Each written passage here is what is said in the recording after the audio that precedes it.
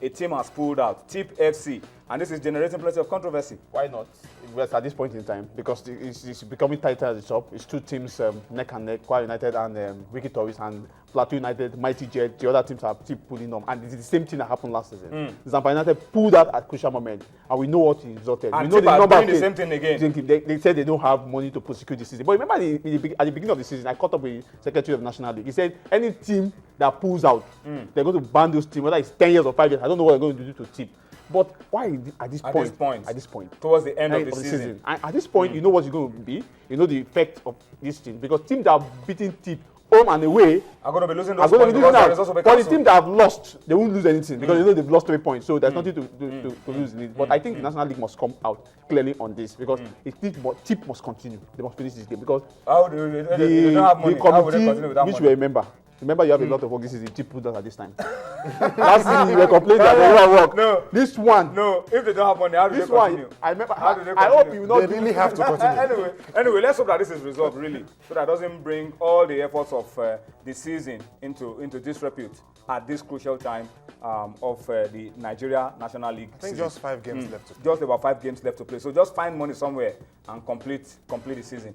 Tolu, very quickly, let's go foreign. Diego Costa, Player of the Month, EPL, new signing for Chelsea, scoring goals.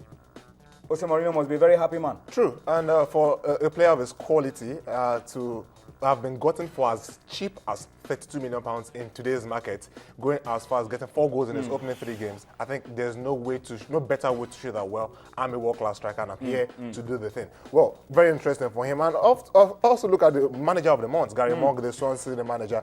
He is a man who... Swansea City.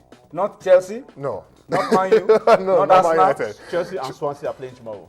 Okay, so we'll see what happens now. But Gary Monk is a man who went to Old Trafford this season and defeated Manchester United at the Theatre of Dreams. A lot of clubs are doing it these days. A lot of clubs are doing it these days. It's becoming a new thing, anyway. All right, so we have some really tough games coming up this weekend. Arsenal against Manchester City at the Emirates Stadium, 12:45. We'll kick off the...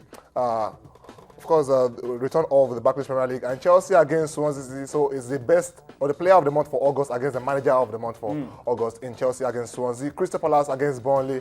Crystal Palace struggling. Burnley also not finding too fun at the moment. Southampton against Newcastle United. Stoke with host Leicester City. Stoke hot at the moment after that win at the Etihad Stadium. It used to be a slaughter ground for teams.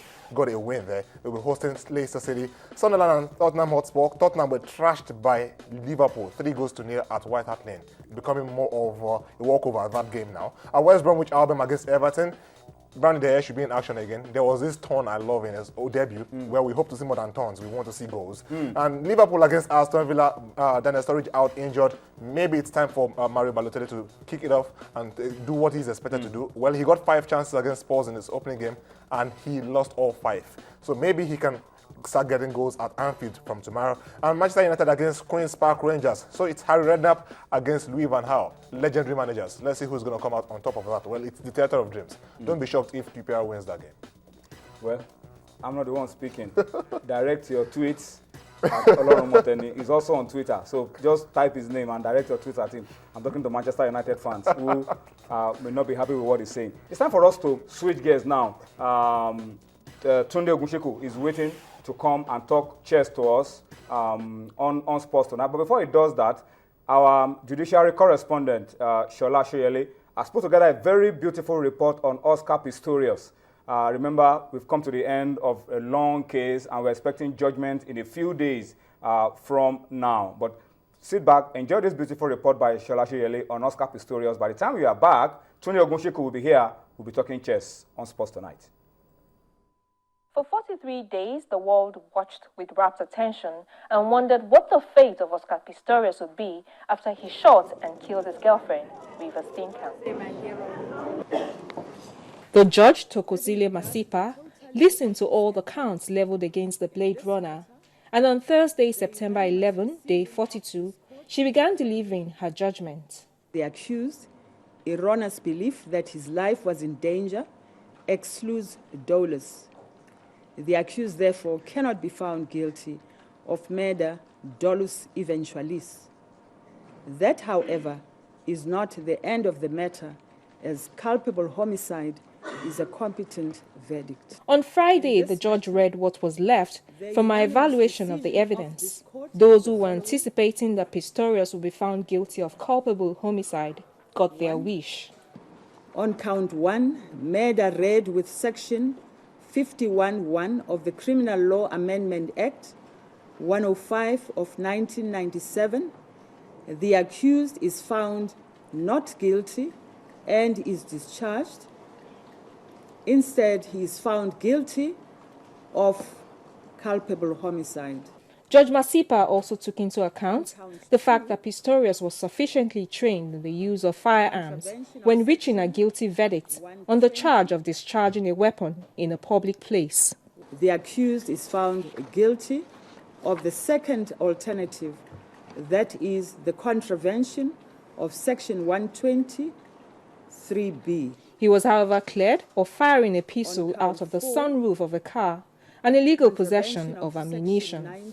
Fresco's evidence was contradictory. Judge Masipa extended his bail until sentencing, which has been adjourned till October the 13th. With his bail extended, Pistorius remains free until sentencing. He left the court building looking visibly relieved as some of his fans outside cheered. Shola Sheyeli, Channels Television News. All right, so that's how it is. We'll keep our eyes on that one as well. It's one case that has generated plenty of reactions from across the globe. All right, it's time for us to go on to the last part of the sports tonight for the week, being a Friday. And gentleman Tunde Ogunshiku is in. Tunde, let's hit the ground running very quickly. Yes. Let's talk chess. Let's start from Lagos, and then we'll go national, and then we'll go international.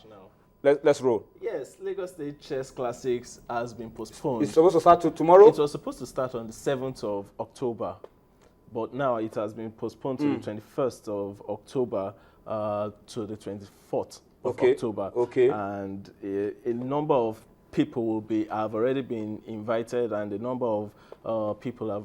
The last champion has already accepted to come back. Be a part of it. Exactly, to defend this title. But the usual thing that we have at the Lagos Country Club, so it's been moved to, It will still hold at the Lagos Country the Club last Sunday of every month. So it's now October 27th. Yeah, exactly. That would, the Lagos State Chess Classics will be holding then, and then the national championship will be holding also in October. This is actually a breaking news. Yeah. Yes, the news just came to me today that the national championship will be holding from the 15th of October to the 20th of October this year.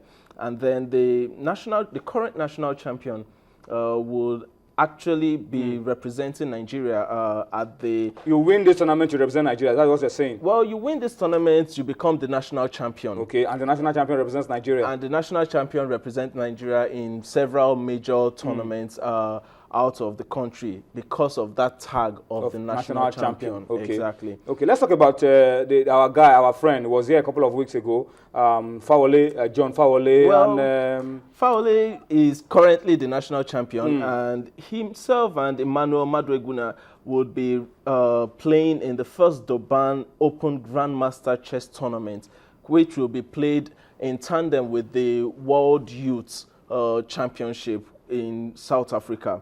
From the 19th of September to the 30th of September.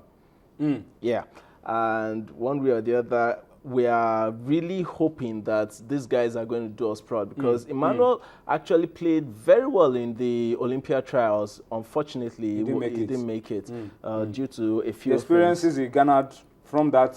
Should help him this time around. Exactly, it helped him at the Ghana tournament. And well, we are hoping that this can actually bring more glory to Nigerian chess and hopefully West African chess. Okay, but before we go, let's talk international now. Yes, Fabiano Caruana eventually won the Sinkfield Cup, while Magnus Carlsen came second.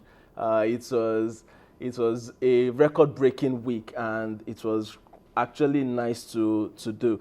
Yes, the world champion, Magnus Carlsen, has eventually signed the World Chess Championship contract. Yes. I see gold mine on the screen. Yes. That's plenty of money. A lot of money, actually. Wow. I won't be talking about the money right now, but it's actually a lot of money. He will be playing against the Indian Vishwanathan Anand in November at Sochi, Russia. And that is going to be a match to watch because Anand has actually gone out of the chess world right now for a few months now. He's gone out of the chess world, hoping to come back and, well, spring up some surprises against the world champion. But I don't really see it coming.